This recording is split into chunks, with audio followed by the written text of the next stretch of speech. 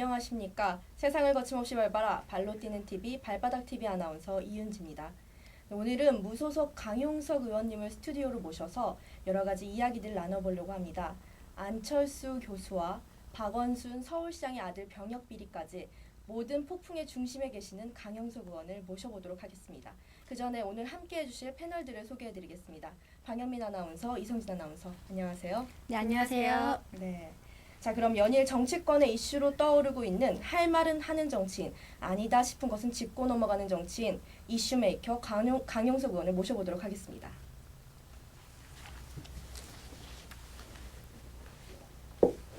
신발 벗고 들어오니까 굉장히 네.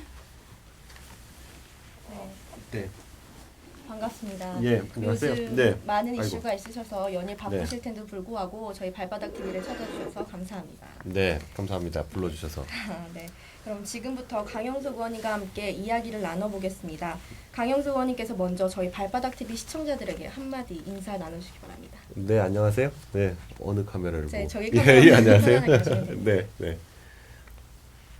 인사 뭐 간단한 소개라도 해주시기 바랍니다. 뭐 물어보셔야 뭐. 그리고 역시 네. 거침없이 말씀하시는데요.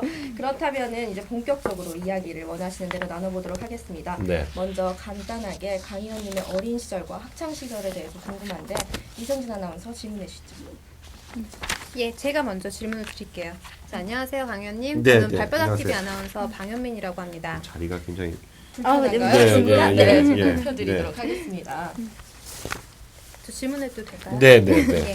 저는 연일 강 의원님의 이제 이슈 기사를 볼 때마다 궁금한 점이 있었는데요. 네. 강 의원님의 어린 시절과 학창 시절에 대해서 정말 궁금했습니다. 좀 대답 좀. 뭐 이렇게 궁금하세요? 네.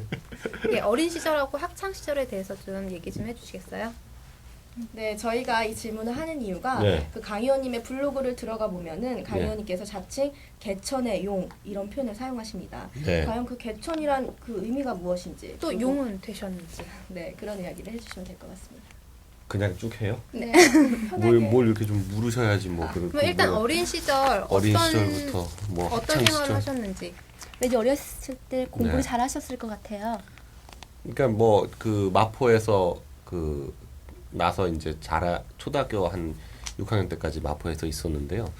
그때 이제 그때만 하더라도 70년대니까 뭐 다들 어려웠지만 저희 집은 또 유난히 좀 더 어려워가지고 뭐 이렇게 네 식구가 그 단칸방에서 그러니까 이를테면 창고를 개조한 방 같은 거였는데 그 단칸방에서 사는데 화장실이 안 딸려 있어서 화장실은 이제 그 집에 바깥으로 나가서 한 10여 미터 넘게 가면 있는 공동 화장실 뭐 이런 데서도 한 1년 정도 살았고요. 뭐 그렇게 그러니까 하여간 어렵게 그 자랐는데 그 뭐 그런 것도 있고 또 뭐 이제 그 고등학교에서 이제 대학교 갈 때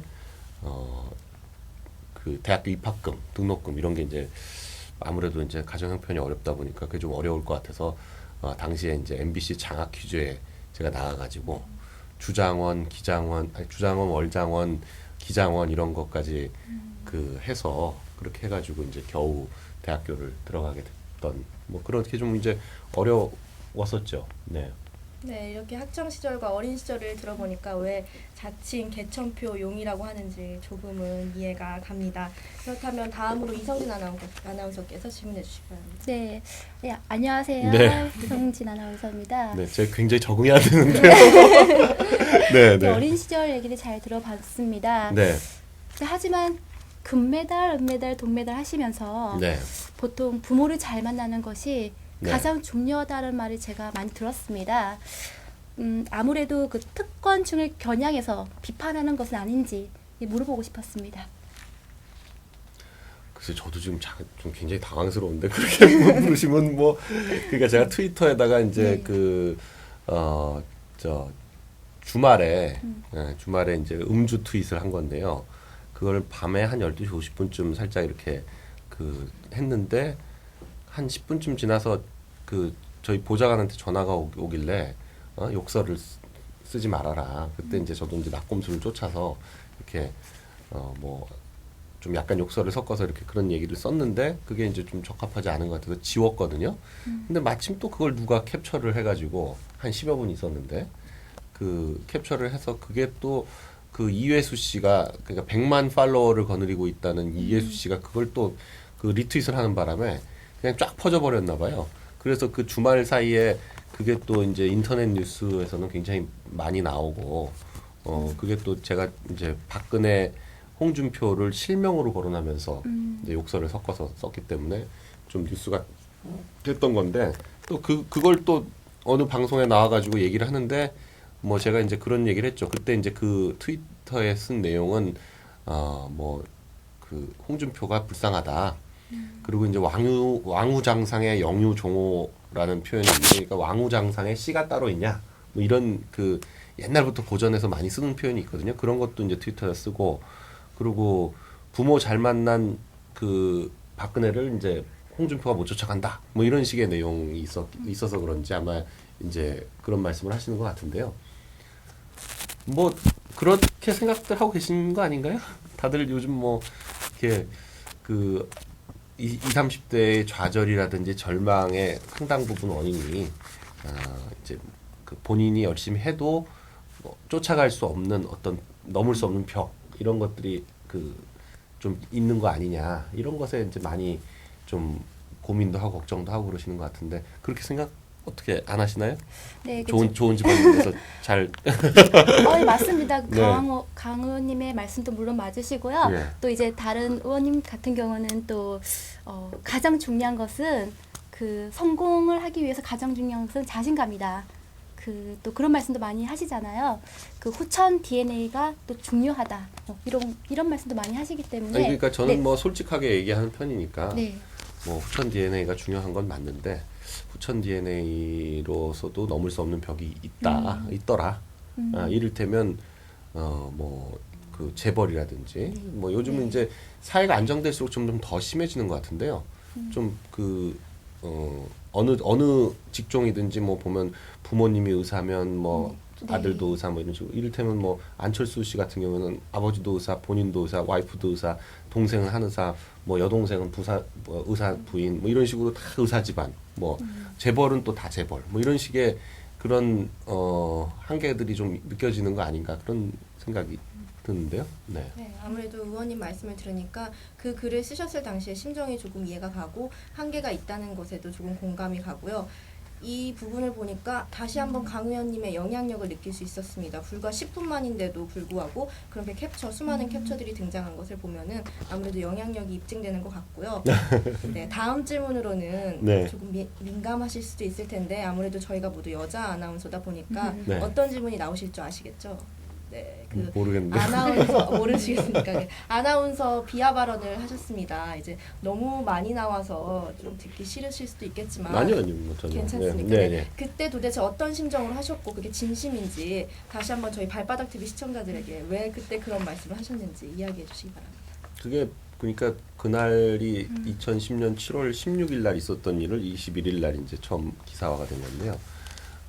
한 닷새 전 일이죠. 닷새 전 일인데 7월 16일 날만 하더라도 제가 일정이 한 11개, 12개 이 정도 있었고 그날 그 일정 외에도 그 이후에도 한 3개가 더 일정이 있었거든요.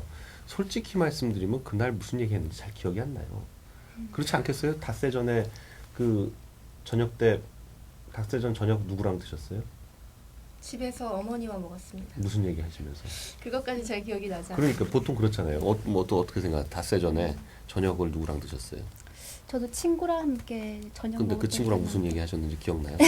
그게 그런 건데 기억이 잘 안 나는데 그걸 막 억지로 쥐어짜다 보니까 뭐 들었다고 하니까 근데 그 자리에서 있었던 사람이 얘기한 것도 아니고 그 자리에서 있었던 사람이 다른 사람한테 얘기했는데 그 사람이 듣고 흥분해서 그 아는 기자한테 얘기한 거거든요. 그러니까 이게 벌써 몇 달을 걸친 거기 때문에 솔직히 저는 잘 모르겠더라고요. 그런 얘기를 제가 했는지. 제가 한 맥락은 기억이 나는데 저는 그 말을 안 한 걸로 생각하는데 뭐 나중에 또 뭐 했지 않았냐 막 이렇게 하면 뭐 그래 그럼 했다 한 거 맞다 그냥 그렇게 하는 거죠. 그러니까 직접적으로 예, 무슨 말씀을 그러니까 하시는 했는지 여부가 기억이 안 나는데 그 말을 왜 했냐고 물으시면 제가 뭐라고 대답을 했어요. 그러면 그 사건이 지난 이후 지금에 생각하실 때는 그 당시 만약에 그런 비슷한 발언을 하셨던 것과 다른 생각이신 건가요? 그럼요. 그렇게 생각하지 않았는데 뭐 그렇게 말했다고 자꾸 주장하니까 네. 그래 그럼 뭐 그렇게 했다면 미안하다 이제 죄송하다 이제 이런 거죠. 뭐. 네. 네. 그 아나운서 비하 발언 사건 있기 전까지만 하더라도 정말 이렇게 훈남 이미지에 또 그 혼자 힘으로 성공한 정말 대단한 인물이셨어요. 그런데 이제 그 사건 이후로 이제 지금의 그 강 의원님의 그런 모습으로 좀 변화하신 것 같습니다. 저희 그 강 의원님 말 실수하면 또 경기도 지도자님 그죠? 김문수님이 있으십니다. 이렇게 지금 그분님께서 그 김문수 의원님도 이제 강 의원님을 지지한다는 그런 언론 보도가 이렇게 나오고 있는데요. 아 그랬습니까? 네. 언제 나왔죠 그런 얘기가? 네, 그런 표현이 나왔나요? 네, 어. 그분이 이제 강 의원님을 이제 본격적으로 지지를 하신다고 네. 하셨습니다. 김문수 그걸 못 의원님에 봤네요. 대해서는 네. 네. 보도 자료가 네, 네. 최근 보도죠. 네. 어떻게 생각하십니까? 아니 좀 뭘 그 지지한다는 게 구체적으로 뭔지 제가 몰라가지고 그런데 아마도 뭐 이제 제가 최근에 하고 있는 그 박원순, 안철수 뭐 이렇게 좀 그 야권 인사들에 대해서 구체적인 검증으로 진실을 밝히려는 거 그리고 병역 비리 같은 걸 파헤치는 거 이런 것들에 대해서 뭐 아마 격려해 주시는 그런 뜻인 것 같고요.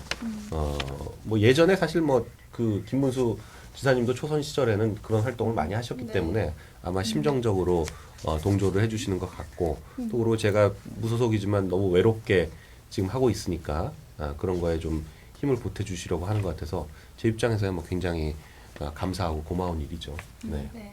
거침없는 말 표현, 남들 눈치 보지 않고 신경 쓰지 않고 할 말은 하는 그런 점이 김문수 도지사님과 강영석 의원님이 닮은 점이 많은 것 같습니다. 네. 두 분이 쓸쓸하시지 않게 서로 지지하고 응원해 주시면서 앞으로도 계속 거침없이 눈치 보지 않는 발언, 행동해 주시기 바랍니다. 그럼 저는 아까 질문에 이어서 한 가지만 더 여쭤볼게요. 네네. 지금 아까 아나운서 그러면은 그 비하 발언이 네. 솔직히 기억이 나지 않는 상황에서 하셨다고 하셨는데 그럼 더 저는 제 생각엔 더 억울할 수도 있었을 거라는 생각이 들거든요. 네. 그러니까 그 일로 고소까지 당하셨잖아요. 네. 그렇게 된 거라면 정말 억울하실 텐데 네. 그 심정이 좀 어떠셨는지 정말 근데 뭐 궁금한데. 정치하다 보면 억울한 일을 이게 뭐 한두 가지가 아니니까요. 그래도 그 일로 정말 크게 많이 언론에서도 보도가 근데 덕분에 되고. 또 유명해졌잖아요. 인지도는 많이 생기고. 예. 아 그러면 유명해지신 네. 걸로 그러니까 많이 그런 걸로 뭐 억울하다 뭐 이렇게 하기 시작하면은 정치 못하는 거고요. 그건 연예계도 마찬가지인 것 같던데 연예계도 오해받거나 이런 일들이 많이 있잖아요. 그랬을 때 뭐 그거 뭐 일일이 해명하고 이런 거보다는 오히려 그냥 묵묵히 받아들이고 자기가 활동하는 걸로 오히려 다른 방향으로 가는 것이 더 낫지 않나. 제가 사실은 그 이번 일을 겪으면서 굉장히 고민을 많이 했는데 한 12개월 한 13개월 정도를 거의 유배 생활하듯이 예전 조선시대 같으면 유배 많이 가잖아요. 뭐 어디 시골 섬 같은 데로 유배 가고 그러는데 그런 유배 생활하듯이 지내면서 생각을 많이 했죠. 이게 이런 지금의 이 어려운 상황을 어떻게 하면 극복할 것인가 이렇게 생각하다 보니까 억울해하고 막 그런다고 해서 문제가 해결되는 것이 아니고 제가 뭔가 다른 방향으로 이걸 극복해야 되겠다 그렇게 생각해서 하다 보니까 지금 여기까지 왔네요. 네. 네. 역시 쿨한 남자, 자신을 쿨한 남자로 표현하시는데 쿨하신 면이 있는 것 같고 지금 역할을 좀 분담하신 것 같은데 공격하시고 네. 아나운서 고소 사건으로 또 다르게 자신을 표현하시죠. 소방 맞은 며느리라고 네. 표현을 하십니다. 네. 그러니까 한나라당 이제는 새누리당으로 이름을 바꿨죠. 네. 이제 와서 새누리당에서 혹시 다시 입당을 하라고 권유하신다면 들어가실 생각이 있는지. 글쎄요, 뭐 정치에서 이렇게 가정으로 하는 것은 적합하지 않기 때문에 그 부분에 대해서 뭐 제가 뭐라고 가타부타 얘기할 것은 없고요. 하여간 오늘까지 공천 신청하는 날이었는데 공천 신청을 안 했고 네. 무소속으로 출마할 거니까요. 네. 그렇다면 무소속으로 출마하신다고는 하셨지만 속마음속으로 어떤 마음에 드는 정당이 특별히 있으신지 궁금합니다. 저야 뭐 당연히 보수 세력이니까 네. 뭐 소방 맞은 시댁이긴 하지만 그래도 시댁이 잘 되기를 바라는 게 당연한 거죠. 그리고 지금 보수 세력을 대표하는 정당이 새누리당이니까 그 당이 잘 되는 것이 좋겠죠.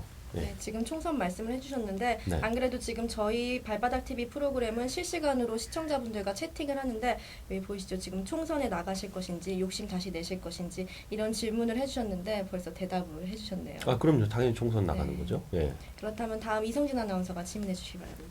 네, 요즘 이 30대 지지를 받고 있는 그 안철수 씨를 지금 횡령 그 배임 등으로 좀 고발을 하셨어요. 그래서 네. 지금 주목을 많이 받고 있습니다. 그 안철수 씨는 지금 그 전혀 사실이 아니다라고 반발을 하고 있습니다. 왜 안철수 씨가 횡령 배임 등으로 그렇게 그 죄가 많은지 그 아무래도 법을 공부하신 분이니까 자세한 설명을 부탁드리겠습니다. 그게 이제 굉장히 복잡하거든요. 네. 그러니까 이게 신주 인수권부 사채라는 것의 개념을 좀 알아야 되고 하기 때문에 이게 복잡해요, 되게. 그래가지고 사실은 이걸 뭐 일일이 그 설명하다 보면은 그 이게 참 힘들어지는데 아주 간단하게 얘기하면 이건희 삼성그룹의 이건희 회장 이재용 씨가 네. 이재용 사장이 요 문제로 똑같은 상황에서 똑같은 걸로 처벌을 받았습니다. 2009년도에 징역 3년, 집행유예 5년, 그리고 벌금 1,100억 원 이렇게 처벌을 받았었는데 그때 이제 아들이 처벌받을 거냐 아버지가 처벌받을 거냐 해서 아버지가 처벌을 받았는데 이건희 회장이 처벌을 받았죠. 똑같은 문제입니다. 그냥 하나도 안 다르게 똑같은 판박이 같은 문제인데 더 오히려 문제는 뭐냐면 이건희 회장이 처벌받은 것은 삼성 SES라는 비상장 회사가 있는데 이 회사 주식을 실제로는 밖에서 장외 시장에서 하는 거래가는 14,000원인데 요거를 다른 주주들은 하나도 안 주고 자기 혼자서 7,200원에 이걸 받은 거예요. 네. 회사에 이제 그 대표 뭐랄까 실질적인 대주주고 그 회사의 대표이사라는 이유로 요걸 그 가격에 받은 거예요. 네. 그게 이제 배임이다. 회사에 대한 배임이다. 이래가지고 그렇게 3년에 5년 처벌받았고 근데 그때 피해액을 얼마로 받냐면 255억으로 받습니다. 네. 그래서 그렇게 받았는데 안철수 씨 같은 경우에는 똑같은 상황인데 장외가가 5만 원 하는 주식을 네. 1,710원에 받았어요. 네. 2000년도 10월에. 네. 그러니까 5만 원짜리를 1,710원. 아까 그거는 14,000원짜리를 7,200원에 받았으니까 2분의 1 가격을 받은 거 아니에요? 네. 5만 원짜리를 1,710원에 받았으니까 25분의 1 가격으로 받은 건데 네. 그리고 피해 액수도 700억. 네. 이러니까 죄질이 훨씬 나쁜 거예요. 그 이건희 회장보다. 그러니까 사안은 똑같고. 그러니까 저는 그 점이 그 똑같은 배임 횡령. 그러니까 이건희 회장도 그걸로 배임 횡령으로 처벌을 받았거든요. 그러니까 똑같이 그런 사안이니까 저는 고발을 한 거고. 지금 뭐 어제 오늘 사이에 계속 뭐 안철수 연구소에서 회사 이름도 바꾼다. 뭐 안내 네. 예. 네. 그거 왜 바꾸겠어요? 17년간 잘 버티고 있던 이름을. 뭐가 찔리는 게 있으니까 바꾼 건데, 쫄지 말아야 되는데, 확 쫄은 거죠. 쫄았는데, 그리고 뭐 오늘은 뭐 기자회견 해가지고 뭐 여러 가지 뭐 변명을 막 늘어났는데, 그건 이제 신주인수권부 사채라는 거를 대부분 국민들이 잘 모르니까 어떻게 억지로 넘어가 보려고 하는 건데, 저한테는 안 되죠. 왜냐면 제가 그 삼성그룹 이건희 회장과 삼성을 고발해가지고 참여연대 시절에 제가 고발을 해서 그게 결과적으로 나중에 특검을 통해서 된 거기 때문에 제가 이 문제에 대해서는 너무나 잘 알아요. 그 지금 뭐 그거 얘기하시는 뭐 안철수 연구소의 무슨 전무나 또 그쪽 변호사나 그분들이 신주인수권부 사채가 뭔지 이 구조가 뭔지 전혀 모르고 예전에 10년 전에 아무것도 모를 때도 저는 그걸 알고 있었어요. 그리고 이걸 그때부터 유죄라고 주장해서 결국 대삼성그룹을 상대로 해가지고 유죄를 받아낸 거거든요. 그러니까 제가 이걸 고발했다는 건 확실히 문제가 있으니까 고발을 한 거고 사실 지금 대권 후보 1위인 사람을 이렇게 큰 죄로 고발한다는 건 어지간히 자신 있지 않으면 할 수 없는 거거든요. 그렇죠. 그렇죠. 네. 그렇게까지만 말씀드리면 뭐 그럼, 구체적으로 뭐 네. 이게 뭐 발행가가 얼마니 무슨 네. 뭐 인수가가 얼마니 그런 얘기 해봐야 관심도 없으실 거고. 저는 이제 제가 어제 조사를 하면서 그 건에 대해서 되게 열심히 봤어요. 네. 근데 그거에 대해서 이제 이해가 되시던가요, 그게? 솔직히 잘 이해는 안 됐어요. 주식 안 그러니까 하시죠? 주식을 조금 하거든요. 네. 근데 그래도 이제 장외거래에서 빚더블로 쉽지 그게 않죠. 저는 네. 상식적으로 이해가 안 됐어요. 근데 지금 어쨌든 그렇게 하셔서 보도를 또 내셨잖아요. 안철수 교수 고발도 측에서. 했고, 고발도 예, 했고. 그러니까 네. 반박을 하시면서 그래서 또 이제 강 의원님께서 하신 말이 안철수 측에서 이렇게 오리발을 내밀면 네. 원래 이제 사채 전환 사채 이 건은 그냥 넘어가려고 묻어두려고 했는데 이것도 이제 같이 고발을 하겠다, 추가 고발을 하시겠다고 뭐 그런 식으로 트위터에 오르신 거예요. 그거 제가 지금 설명하면 더 복잡해질 텐데. 그러니까 전환 사채 건이라는 게 더 큰 네. 문제. 그 차이점을 좀 알고 싶어요. 신주 인수권부 사채나 전환 사채나 네. 이게 지금 그 이제 상법상에 다 나와 있는 건데요. 이게 이런 걸 왜 하냐면 왜 복잡하게 이렇게 하냐면 결국 회사가 돈이 필요한데 돈을 외부에서 끌어들이기 위해서 하는 거예요.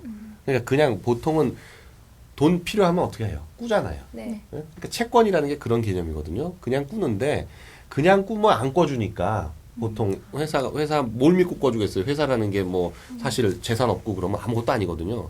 그 사람 보고 꿔줄 때는 오히려 그 사람을 쫓아다니면서 갚을 수 있지만 회사는 그냥 탁 털어먹어 버리면 아무것도 아니거든요.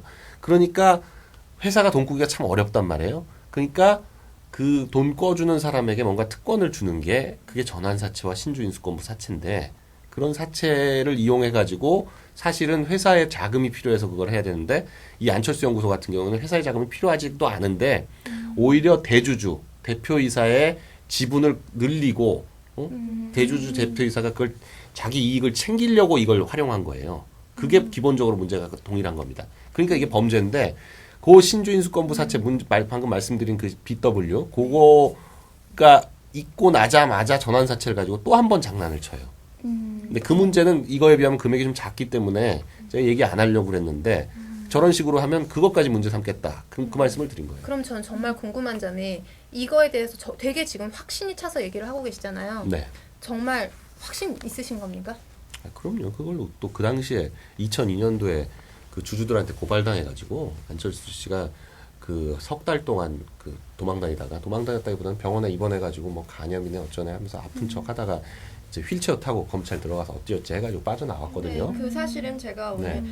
그 강용수 의원님 트위터를 보고 휠체어 사건은 처음 알았고요. 네. 뭐 이런 주식 같은 얘기는 사실 주식에 대해서 좀 관심이 있거나 아시는 분들께서는 쉽게 이해하실 수 그럼요. 있을 지금 텐데. 그러니까 증권 시장에서는 다 네. 거짓말이라고 알고 있어요. 네. 하지만 일부 그냥 국민들께서는 모르실 수도 있으니까 그걸 나서서 강용수 의원님께서 말씀해 그럼요. 주시면 예. 그러니까 이게 국민들 그 관심 없는 국민 여러분들까지 사실 이런 문제를 알게 한다는 것 자체가 네. 사실은 좀 그 이게 죄송스러운 건데 네. 워낙에 안철수 씨가 착한 척하고 그리고 아무런 검증 없이 정치판에 그냥 무임승차를 하니까 제가 그래서는 안 된다. 적어도 대한민국의 대통령이 되고자 하는 사람이라면 기본적인 검증은 해야 되는데 이건 지금 엄청난 범죄를 저지른 거거든요. 그런 범죄를 저지르고 처벌도 안 받은 사람이 대통령 되겠다고 나선다? 이건 말이 안 된다 이거죠. 네, 예, 그렇군요. 감사합니다. 그렇다면 만약 지금 강 의원님께서는 안철수 씨에게 주식 증여받는 직원들을 찾고 계시잖아요. 그건 또 뭐냐면 그 똑같을 때 그 2000년 10월 12일 날 자기 주식을 146만 주를 그렇게 날로 먹었거든요. 1710원에. 그러면서 이제 당시 직원 수가 125명인데 미안하잖아요, 직원들한테. 직원들이 빤히 아는데 저 뭐 대표이사라고 그냥 왕창 먹었구나 이렇게 생각하니까 미안하니까 직원들 125명한테 8만 주를 나눠줘요. 그러니까 한 사람당 620주씩. 근데 이게 당시 아까 말씀드렸지만 한 주당 5만 원이라 그랬잖아요. 그걸 600주면 3천만 원입니다. 그러니까 직원 한 사람한테 3천만 원씩 준 거예요. 네. 그러니까 그걸 주니까 자기는 700억 먹으면서 3천만 원어치씩 주면서 그 당시에 이제 그걸 가지고 뭐 무릎팍도사에 나와가지고 옛날에 내가 뭐 주식을 다 주고 직원들한테 주식을 다 주고 나왔네 그런 식으로 막 또 거짓말을 하죠. 근데 그러면서 이제 그 3천만 원어치를 주면 증여세를 내야 되는데 세금을 전혀 안 냈어요. 그래서 그것도 이번에 같이 고발을 한 거죠. 네. 여러 가지 많은 고발들을 하셨군요. 그러면 그 전에 왜 박원순 시장의 아들 병역 비리 같은 경우에는 동영상을 뭐 현상금도 거셨는데 그렇다면 이번에도 그 증여받은 직원들을 찾을 수만 있다면 뭐 어떤 강력한 대응 같은 게 있으신가요? 뭘 보상해주겠다 이런 게 있으신가요? 일단 그 증여받은 직원들이 저한테 이제 알려오면 그분은 제가 고발장에서 빼드리겠다. 네. 쏠쏠한. 네, 그럼요. 지금- 왜냐하면 그게 지금 증여세가요 3천만 원이면은 보통 아무리 못해도 한 1,000만 원 내야 되는데 단순히 1,000만 원이 아니라 가산세가 1년에 10%씩 붙습니다. 그러면 12년간 지금 안 냈기 때문에 그거 가산세 내야지. 또 그리고 벌금형이 나올 때는 그 포탈세액의 3배까지 벌금을 내야 되거든요. 지금 그 벌금 또 얼마 나올지 모르는데 하여간 3천만 원 받은 거 뭐 이자 뭐 이런 거 가산세 뭐 다 합치면 제가 볼 때 3천만 원은 더 내야 돼요, 벌금을.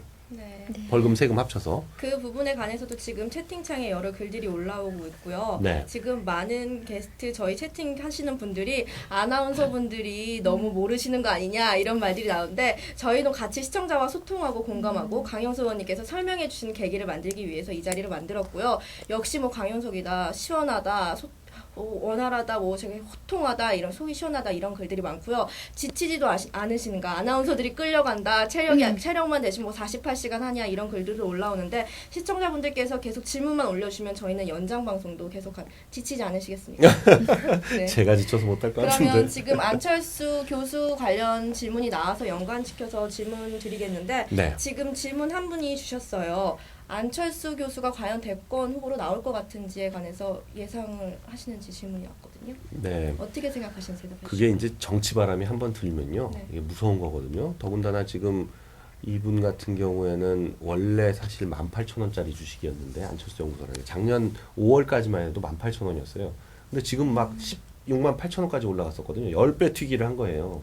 그러니까 사실은 그 재산을 그러면 18,000원이면 이 회사가 얼마짜리냐면 한 700억짜리 되는 거거든요. 그럼 반하면 350억인데 그러니까 300억 정도 되는 거죠. 원래 300억짜리 재산을 갖고 있던 사람이 서울시장 나간다 한마디에 막 3배, 대선 나갈지도 모른다는 말에 10배가 튀겨진 거예요. 그러니까 이분 입장에서는 지금 주식 가치 지키기 위해서라도 계속 그걸 유지해야 되는 거예요. 그러니까 계속 지금 그 주가 안철수 씨의 행동을 유심히 보면 안철수 연구소 주가하고 밀접한 연관이 있습니다. 주가가 좀 빠진다 싶으면 어떻게든지 받치려고 오늘도 그 해명을 괜히 한 게 아니고 사실은 지금 검찰에 고발됐으니까 검찰 가서 얘기하면 되는 거예요. 근데 이거는 주가를 받치기 위해서 해명을 하는 거예요. 주가가 지금 떨어질 것 같으니까. 사실은 대주주가 고발당했다? 그렇게 되면 그 회사 주가가 굉장히 떨어지고 더군다나 배임 횡령으로 특히 700억 배임 횡령으로 그렇게 됐다라고 하면 저게 만일에 범죄가 인정되면 안철수 연구소는 상장 폐지입니다. 왜냐면 그 자본금의 3% 이상인가 5% 이상인가 최근에 바뀐 법률에 의하면 3% 이상인가 5% 이상 금액을 횡령 배임 사건이 인정되면 상장 폐지하도록 돼 있거든요. 이번에 한화가 그래가지고 상장 폐지가 되느냐 마느냐 막 그랬는데 네. 겨우 상장 폐지를 면했는데 이건 뭐 금액에 비해서 워낙 횡령 금액이 크기 때문에 안철수 연구소는 지금 이게 인정되느냐 안 되느냐에 따라서 회사 자체가 왔다 갔다 하는 거예요. 700억까지 인정이 안 되더라도 100억만 인정돼도 안철수 연구소는 상장 폐지입니다. 네. 속이 시원합니다. 말씀 잘해주시고요.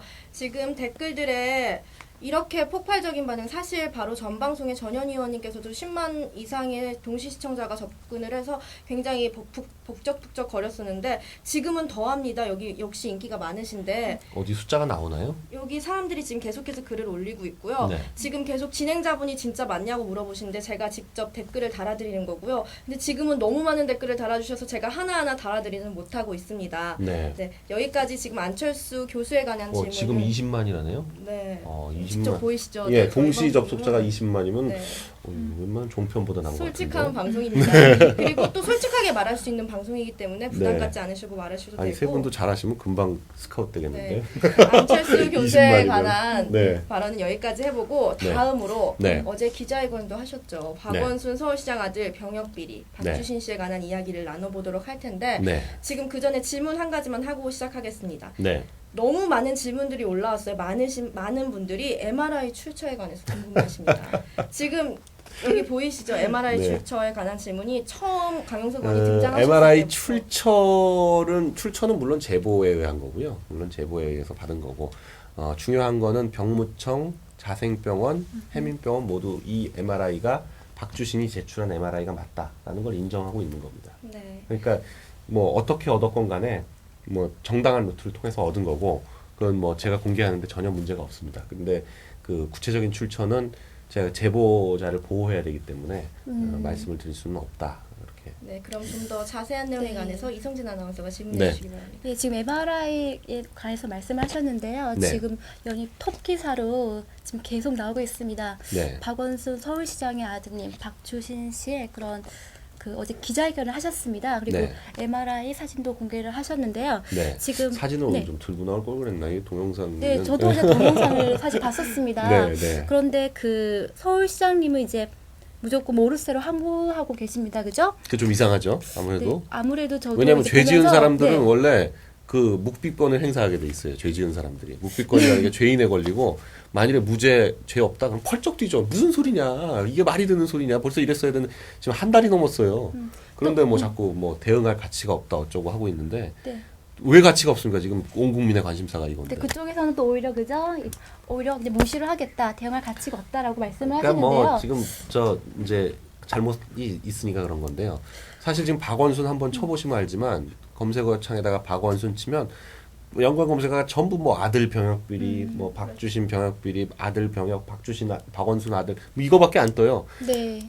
뉴스 물타기 하려고 무슨 뭐 서울시청 옥상에다 벌을 키우겠다는 둥, 뭐 무슨 뭐 원전을 폐기해야 된다는 둥, 무슨 누구 사면을 하라는 둥, 이게 서울시장을 나온 건지 대통령을 하는 건지 모르는데 하여간 말도 안 되는 뉴스를 매일매일 터뜨려도 네. 오늘은 뭐 서울시의 부패 근절을 하겠다고 뭘 하는데 제가 볼 때 지금 제일 부패가 이거예요. 제일 병역 비리 이 문제가 서울시에서 제일 큰 문제인데 본인 그 문제나 해결을 하지 무슨 서울시에 병역 비리 비리를 근절하겠다 말도 안 되는 얘기입니다. 네, 그 사실 지금 이제 박원순 서울시장님은 이제 반응이 없으세요. 그런 행보에 관해서 보수를 지지하시는 많은 국민들이나 뭐 일부 그 뭐 야당을 지지하시는 국민들까지 사실 분통을 터뜨리고 있는 게 사실입니다. 의원님이 생각하시기에는 정말로 박주신 그 씨가 병역 비리를 했다고 정말로 확신하십니까? 아니, 똑같은 질문이죠. 아니, 저는 저야 당연히 확신이 네. 있으니까 이걸 지금 한 달 넘게 쭉 네. 진행을 해온 거 아니겠습니까? 네. 당연히 저는 확신을 가지고 한 건데 문제는 이제 제 확신이 중요한 게 아니고 네. 어떻게 하면 국민 여러분들을 설득해낼 수 있느냐 이거죠. 이게 지금 뭐 물론 나중에 가면 증거 뭐 이렇게 되겠지만 하여간 이게 정치적인 부분이 있고 법적인 부분이 있는데 네. 법적인 부분까지 갈 때까지는 최대한 정치적으로 많은 국민들을 설득해서 아 이게 비리가 맞구나 라는 것을 입증을 해나가야 되는데 그동안 쭉 입증을 해왔죠. 처음에 공군 들어가서 이렇게 나온 것도 좀 이상하고 그리고 징병검사 규정에 위반된 여러 가지 절차상 하자가 있고 그리고 하필이면 왜 병역 비리로 처벌받은 의사한테 가서 병사용 진단서를 띄웠느냐 이런 부분에 대해서도 지적을 했고요. 이게 단계가 쭉 오면서 결정적으로 그런데 이 MRI 그러니까 박주신 씨가 제출한 MRI가 네. 박주신 본인 게 아니다. 네. 라는 점을 이 MRI 사진을 통해 가지고 입증을 거의 해낸 것이 아닌가 저는 그렇게 보고 있습니다. 제가 월요일 날 이걸 그 오픈을 했는데 수많은 의사 선생님들이 다 이건 네. 절대로 박주신 것일 수가 없다 이렇게 말씀하고 계시니까요. 네, 저도 그 동영상을 사실 봤습니다. 동영상이 아니고 그 사진이죠. 네, MRI 사진도 사진. 보고 네. 이제 기자회견을 하실 때 네. 또 사진을 가지고 나오셔서 이렇게 의사 선생님이 하셨던 말씀까지 다 들으셨죠? 다 듣고 예, 예. 저도 사실 이해가 안 갔습니다. 네. 만약 정말 그게 사실이라면 왜 그 박원순 서울시장 아들 그 아드님이신 그 박주신 씨는 그런 국민의 의무죠. 그런 병역 비리를 왜 이렇게 안 하시는지 정말 이해를 저도 할 수가 없는데요. 정말 남자가 돼 네. 보시면 왜 안 하려고 하는지 다 아시죠. 하지만 모든 이제 국민들이 네. 다 국민의 의무니까 당연히 해야 되는 건데 그런 추가적으로 병역 그런 비리 문제에 관해서 또 말씀하시고 싶은 게 있으면 네, 말씀해 주세요. 그러니까 뭐 박원순 아들 부분이야 뭐 이제 상당히 밝혔으니까 이제 뭐 단계적으로 더 이제 진행을 해나갈 거고요. 거기 이제 덤으로 나왔던 게 이제 광노현 네. 광노현 교육감 아들 부분이 있는데 광노현 교육감 아들 같은 경우에도 똑같이 4급 판정으로 공익을 했는데 여기는 공익 근무를 2006년부터 2008년까지 했습니다. 벌써 한참 전 얘기죠. 그런데 그 하필이면 그 공익을 그 광노현 교육감 부인이 소아과 의사인데 일산에 경기도 일산에 일산병원이라고 건강보험공단 산하에 있는 병원이 있어서 거기에 이제 공익요원들이 한 7명 배치되거든요. 그런데 하필이면 그 어머니가 소아과 과장으로 있는 병원으로 배치가 돼서 거기서 2년간 근무하면서 엄마 손잡고 출근해서 엄마랑 같이 밥 먹고 엄마랑 같이 퇴근하는 이런 상상할 수 없는 엄마 공익을 만들어냈죠. 그러니까 이건 뭐 그 군 생활을 마친 어떤 분들도 들으면 황당할 일이에요. 엄마가 있는 병원에서 공익을 한다? 그러면 그게 공익입니까? 그게 사실 왕세자 비슷하게 되죠. 더군다나 그 병원이 그렇게 큰 병원이 아니기 때문에 원장, 부원장 다음쯤 될 거예요. 소아과 과장이면. 특히 그 당시에는 그 광노현 교육감이 그 국가인권위원회 사무총장을 하던 시절인데 국가인권위원회 사무총장이면 엄청나게 막강한 겁니다. 거의 검사장급의 권력을 갖고 있어요.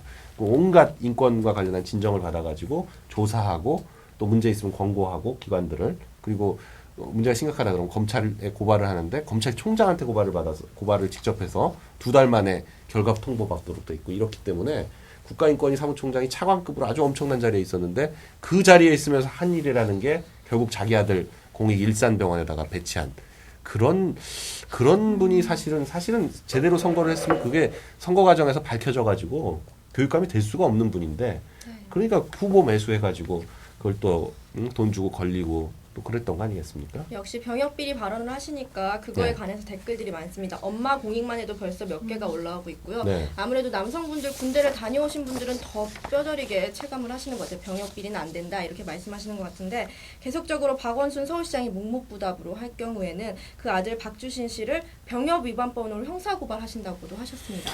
네, 병역법 위반이 이제 병역법에 어떤 규정이 있냐면 그런 식으로 제출하는 서류를 위조하거나 뭐 아니면 하여간 허위로 해가지고 제출해가지고 뭐 병역상 유리하게 받으면 이제 병역법 위반이 되는데요. 지금 감사원에 저희가 이제 국민감사 청구라는 걸 해서 제 블로그를 통해 가지고 많은 분들의 이제 청구를 받아가지고 제가 국민감사 청구를 내놨으니까 감사원이 아마 병무청을 좀 감사를 하게 될 겁니다. 그러면 그 제가 여러 가지 지적했던 여러 가지 문제점들에 대해서 감사가 이루어질 거고 그 과정에서 박주신을 불러다가 재검을 하게 될 가능성도 있고요. 그러니까 그건 조금 보시자고요. 병역법 위반을 한다고 해서 뭐 이게 빨리빨리 진행이 안 되거든요. 오히려. 그래서 제가 좀 검찰에다가 사실은 박원순 그 시장 선거 때 10월 15일 날 이 학력 부분이 다 허위다 해가지고 고발을 해놨는데 지금 넉 달이 지나도록 진행이 안 돼요. 그래서 제가 약간 검찰을 못 믿겠습니다. 그래서 지금 감사원 부분을 오히려 조금 지켜봐야 되는 거 아닌가 생각이 들고 뭐 최후의 경우에는 결국 그 고발을 해야 되겠지만요. 네, 역시 화면 나갔는데? 네, 화면 지금 시간이 오래돼서 잠깐 엔터 네. 치면 다시 나옵니다. 네. 역시 병역 비리는 굉장히 민감한 사안 같고요. 사실 강영수 의원님께서 이렇게 짚고 넘어가지 않았다면 저희들 다 잘 모를 수도 있는 내용이었는데. 그렇죠. 다 모르고 넘어가셨겠죠. 네. 예. 그래서 하루빨리 박원순 시장이 저희 아나운서들끼리 이런 이야기를 하면서도 왜 반응이 없을지 많이 궁금했습니다. 네. 저는 문득 이런 생각도 드는데 박원순 서울시장님과 지금 강효수 의원님께서 두 분이 서로 나오셔서 토론을 하셔도 재밌을 것 같아요. 이 병역 비리에 관해서 하루빨리 이 문제가 이거 해결될 토론이 거 안 아닌가. 되죠. 조사죠 일종의. 취조가 되는 제가 건가요? 조사를 하는 거죠. 네. 이거 왜 이러냐, 이거 왜 이러냐 그러면 답을 못 할 걸요. 답을 못하고 그 자리에서도 묵묵부답으로 하실지 모르겠는데 그렇죠. 언제 한번 잔인하다 그러겠죠, 뭐. 네. 두 분 나오셔서 이야기를 해도 재밌을 것 같고 네. 모든 병역비리는 없어져야 할 것 같다고 생각이 되고요. 앞으로도 계속 병역비리 고발 많이 해주시고 네. 모든 문제들이 빨리 해결되길 바랍니다. 네. 다음으로 방현민 아나운서가 질문해 주시죠. 예, 접니다.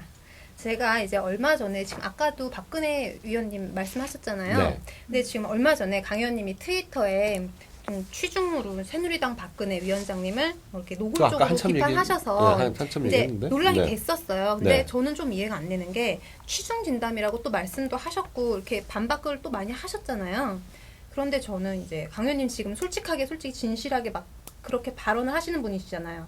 근데 네. 제가 봤을 때는 만취 상태는 아니었을 거라고 생각이 들고요.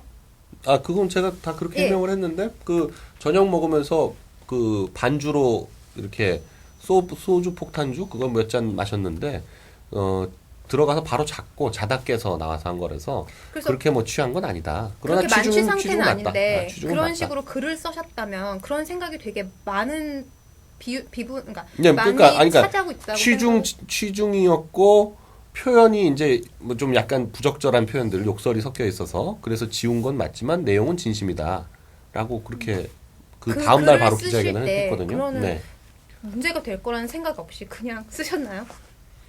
글쎄요, 그게 뭐 정확하게 무슨 심정으로 그냥 자다 일어나서 막 쓰신 건 아니실 거라고 저는 자다 생각이 일어나서 막 썼죠. 자다 일어나서 막 썼는데 별 생각 없이 썼는데 욕설도 있고 그러니까 바로 저희 보좌관한테 전화가 오더라고요. 이거 좀 문제 있을 수도 있으니까 지우자. 그래서 지웠는데 문제가 되더라고요. 그럼 만약 보좌관님이 연락이 없으셨다면 그냥 쓸 몰랐겠죠. 그냥 놔두고 또 잤겠죠. 뭐. 건가요? 특별한 목적이 있어서 그런 거를 쓰신 건 아니요, 아닌데. 뭐 하는 일이 뭐 다 목적이 있어서 하나요. 그래서 어쩌다 보면 또 그럴 수도 있는 거고. 술 먹고 실수할 때 뭐 목적을 가지고 실수하진 않잖아요. 네. 네. 술에 취하고 하신 행동은 아니더라도 순간적으로 글을 올리시고 후회하셨을 내용은 거라고 다 생각이 진심이다. 듭니다. 내용은 예, 진심이다. 내용은 네. 진심이다. 그러니까 알겠습니다. 표현 자체가 좀 부적절했다. 네. 그런 거죠. 지금까지 이렇게 박원순, 안철수, 박근혜 씨에 관해서 이야기를 많이 나눴는데 도대체 강용수 의원님께서는 솔직히 이게 어떻게 보면은 위험한 일일 수도 있습니다. 확실히 본인은 확실하다고 생각하실지 모르더라도 국민들 입장에서는 저게 정말 진실인지 아닌지 판단해야 하기 때문에 위험 부담을 감수하고도 그렇게 어떻게 보면 인지도도 높고 인기도 많은 사람들을 계속 공격하시는 특별한 이유라도 있으신지 궁금합니다. 글쎄요, 그러니까 저는 제가 공격하는 분들의 공통적인 특징은 너무 착한 척한다는 거죠. 예, 너무 착한 척하는 분들. 사실은 제가 볼 때 전혀 아닌데 본인들이 세상에서 뭐 제일 올바른 일하고 제일 착한 일한 것처럼 그렇게 행동하는 분들의 가식과 위선을 한꺼풀 벗긴다. 그러고 있는 거죠. 그리고 제 나름대로 그 팩트에 근거해서 하기 때문에 위험할 게 없어요. 네. 그러니까 팩트에 근거하지 않은 낙곰수 같이 저렇게 내용도 없이 말도 안 되는 얘기들 하고 그러면은 그렇게 처벌받고 그러겠지만 저야 뭐 다 근거가 있으니까 크게 문제가 없죠. 네. 네. 지금까지 이렇게 강 의원님께서 주장하시는 것에 관해서는 그 안철수 교수님도 그렇고 또 박원순 서울시장도 그렇고 다 반발을 하시잖아요. 결코 아니라고 이렇게 주장을 하시고 아니 계시는데 별말 없죠. 네. 네, 별말 없고 네. 아니라고 하는 게 아니라 그냥 이 뭐 반응을 안 하시잖아요. 일고의 가치가 없다 뭐 이런 식의 반응을 보이는데요. 그게 보통 되게 그거 맞는 사람들이 그렇게 한다니까요. 네. 네. 근데 만약에 제 만약 자신감. 네, 만약이라도 잠시만 지금, 네. 이성진 아나운서님 지금 여기 채팅창을 보면은 너무 중복된 질문이 많다 이렇게 나오기 때문에 아무래도 말씀을 너무 잘해주셔서 그런 내용이 계속해서 반복되는 것 같고 그래서 좀 파격적으로 여기 없는 내용도 하지 않고 여기 있는 내용도 좀 잘라가면서 하고 시청자 여러분께서 궁금하시는 질문을 할 텐데 조금 재밌는 질문이 하나 나와서 민감하실 수도 있는데 얘기 하나 해주실 수 있는지 아까 중간에 진중권 씨에 대해서 네. 한 말씀 해주시라 그 트위터상에서 굉장히 설전이 많이 벌어져요 평소에도 보면은 네. 이런 말해서 죄송할지 모르겠지만 좀 어떻게 보면 유치하다 싶을 정도로 서로 말을 이렇게 싸우는 것처럼 네. 인정하시죠? 네 그런 식으로 나오는데 지금 이 자리에서 한 말씀 해달라고 많이 나왔습니다. 이제 뭐 진중권 씨를 제가 이제 의도적으로 좀 약간 이렇게 좀 걸고 넘어지는 쪽도 있었던 이유는 이제 저는 뭐 지금 뭐 이제 트위터 한 11월 중순부터 본격적으로 하기 시작해서 팔로워 수가 한 27,000명 이런 정도인데요. 진중권 씨는 뭐 오래됐고 한 20여만 명 되더라고요. 그러니까 그 아무래도 트위터 상에서는 영향력이 더 남다른데 그분하고 이제 같이 엉겨붙어서 이렇게 하다 보면 저도 팔로워 수가 늘더라고요. 네. 그런 효과도 있고 또 그리고 굉장히 BBK 문제라든지 아니면은 그 부러진 화살과 관련한 그 판결 문제라든지 이런 지나간 사건들의 판결문을 사실 아무도 안 보잖아요. 그 판결문 누가 보겠어요. 그걸 꼼꼼히 읽고 나름대로 합리적인 판단을 한다 이렇게 생각을 해가지고 제가 그래도 우리 그리고 또 뭐 서울대학교 선배기도 하고 그래서 진석학 뭐 이렇게 부르면서 농담 삼아서 주고받았던 적이 있는데 그러나 최근 들어서 박원순 문제라든지 기타 몇 가지 문제에 있어서는 안철수 문제도 그렇고요. 둘 다 그 내용을 잘 모르니까 왜냐면 이분이 무슨 판결문 같은 게 딱 나와 있으면 그거 잘 요약해가지고 내용 정리는 잘하는데 진행 중인 사건에 대해서는 판단을 못해요. 그리고 법적 지식이 너무 얕아가지고 그런데 자기 자부심은 강해. 그러니까 뭐 자기 아는 게 세상에 단 줄 알아요. 그러나 그렇지 않거든요. 법을 모르면 아무 소용이 없는 겁니다.